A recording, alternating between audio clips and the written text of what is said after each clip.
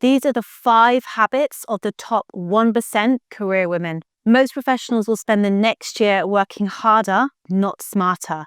But the facts are, hard work alone doesn't guarantee success. The women in the top 1% of their career aren't just working harder, they're playing a different game.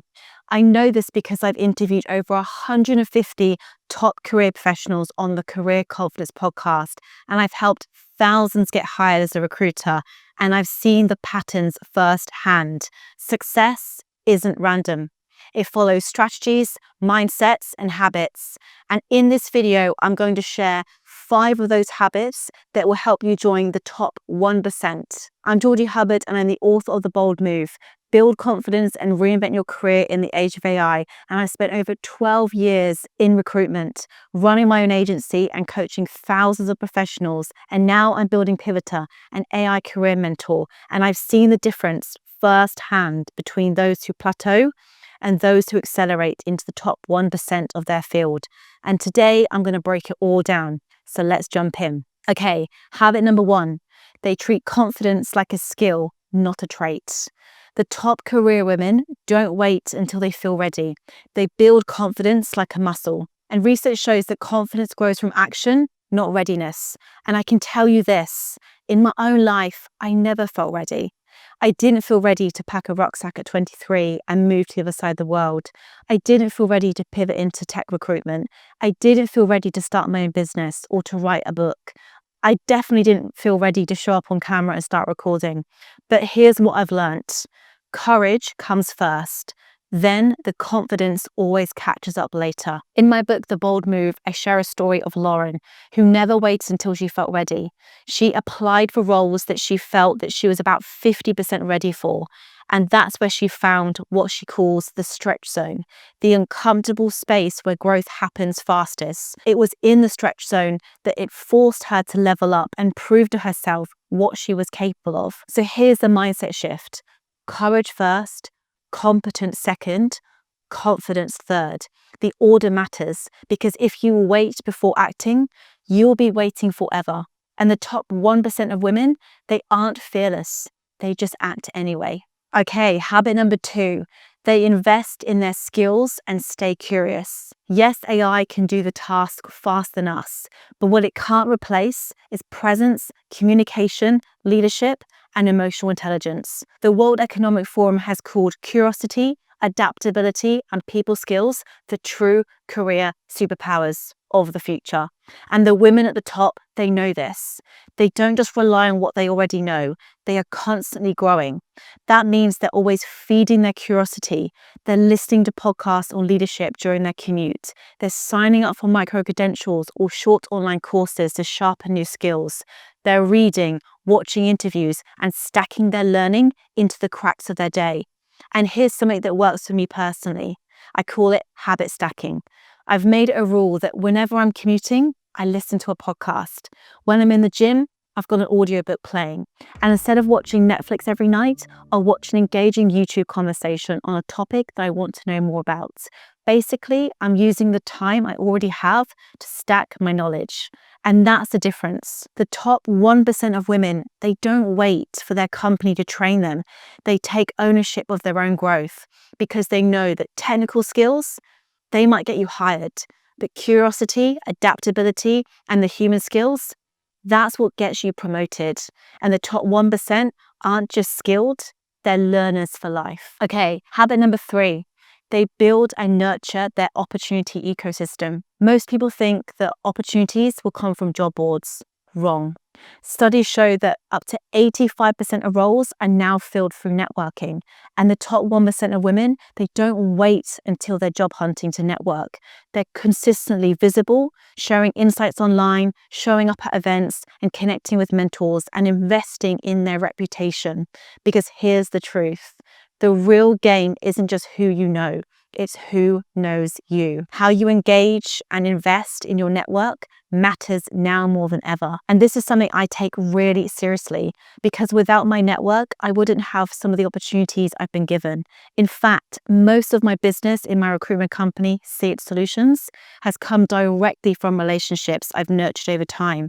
It's proof that opportunity flows through people, not job boards. I also run my own events, Sisterhood Socials. That's how passionate I am about putting yourself in the right rooms. So you might be sat there thinking, how do you actually grow and deepen your network? Well, start by showing up at industry events. Even if it feels uncomfortable at first, reconnect with old colleagues or managers, send a quick message checking in.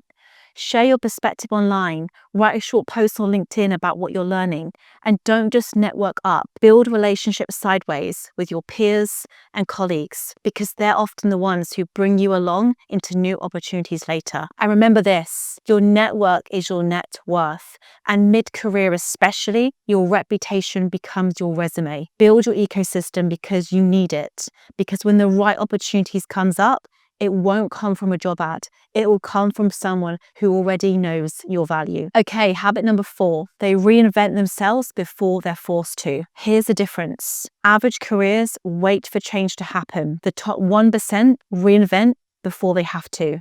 They don't cling to the job titles. They think like chess players, not ladder climbers. Pivoting, adding skills, and position themselves ahead of the curve. And I've had to do this myself more than once. I started out as a beauty therapist and pivoted into tech recruitment, built my own agency, and today I'm also an author and a tech founder. None of that happened because I waited for the perfect moment. It happened because I kept asking, what's the next bold move? And I took it, even when I didn't feel fully ready. So here's a practical exercise if you're serious about reinvention. Create 2 lists. One list, write the old me. And the next list, write the bold me. Under the old me, write down the old habits, beliefs, or actions that keep you small. Maybe it's doubting yourself in meetings, staying too long in a role, or saying no to opportunities. Before you make any change, you need to first acknowledge what is no longer working and let it go. And once you're aware of something that's holding you back, you have the power to change it. Okay, under the bold me, write the version of you that acts with confidence, the one who speaks up, learns new skills, builds the network, and takes chances. Get super clear on who she is, how she walks, how she talks, how she dresses, everything. The clearer you can be, the easier it will be to move towards the next bolder version of you. Now, side note, in the bold move, I speak about how hard making this transition is, moving away from the old you, the you that's comfortable, the one who's playing small and safe, into the bold version of you. I call it the bold gap between where you are and where you want to be. This gap is like crossing a shaky canyon. There's a rusty old bridge and each step feels uncomfortable, scary, and new. But that's what change looks like. That's what it takes to reinvent yourself. It's not easy. You will come up against yourself. Trust me when I say that. However, this is necessary. If you want to reach the other side and become the best version of you, you need to know that when you decide to go for more impact, more growth, more fulfillment, you're going to enter the messy, bold gap. But on the other side is the woman you're becoming, and that deserves some discomfort today for a better tomorrow. So now you know what will happen when you begin this journey. Anytime doubt comes up, every time you face a decision at work, every time you think it's too hard and want to go back to your comfort zone, ask yourself, is this the old me thinking or is this the bold me thinking? And choose the bold path forward. Because reinvention isn't optional anymore. It's the new normal. The bold move is to disrupt yourself before the market does it for you. Okay, last but definitely not least, this is such an important one. The top 1% manage their energy like it's their most valuable currency. Trust me when I say that the top 1% of women don't just manage their time, they manage their energy. Because the truth is, time is fixed.